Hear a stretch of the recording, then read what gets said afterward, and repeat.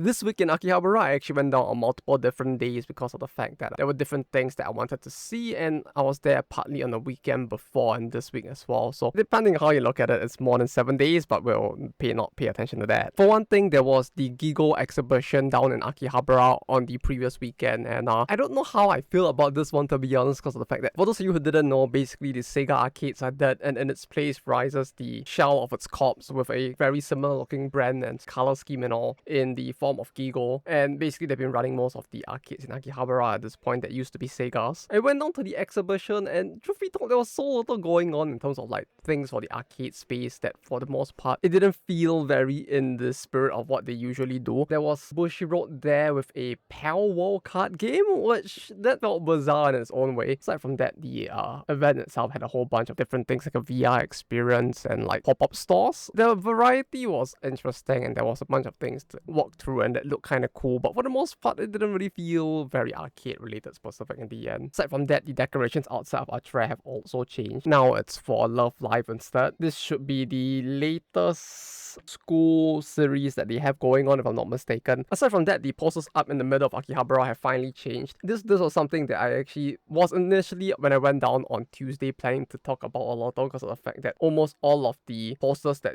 I put up were all out of date at this point, and it feels like, I don't know if like things aren't going well there or something, but they have been leaving. Like the one outside the station is for a banner that ended on like the 2nd of June, and the Azure Lane ones that were initially in the middle were also outdated, but now they've been replaced with the latest Blue Archive summer banner. And to be honest, I'm surprised that they actually put up the art as openly as it did. I guess maybe it's because of the fact that Shun is like technically an adult. She's the only character with like a question mark age who acts like she's like 50 or something, so maybe that's why they thought it will be safe or something, but it feels like it has been a little while since they actually put out something this openly saucy, I guess. That, and there's also a pop-up store for the anime series Kana-sama wa Akuma de Choroi, which I think is airing this season. I think I watched like one episode of it, but usually I don't watch shows until the entire like series is out. As someone who had followed the manga beforehand, it was kind of surprising to me to see this getting an anime this late. It feels like one of those like slice of life comedies that I would have expected to have like gotten an anime release much closer to when it originally did, but it's just kind of cool to see it getting one at the very least, even if it's a little late, I guess. Unfortunately, I couldn't take any pictures within the pop-up store itself, since the store actually doesn't allow for videos, although they allow for pictures, so you're gonna have to settle for a bunch of photos of the pop-up store itself. But yeah, I think this might be the first one I've seen for goods for the series. Hopefully the series does get more, since I do love me my Sushi Sakubai. Either way, that's all for today. Thank you all for watching, and I'll see you guys next week on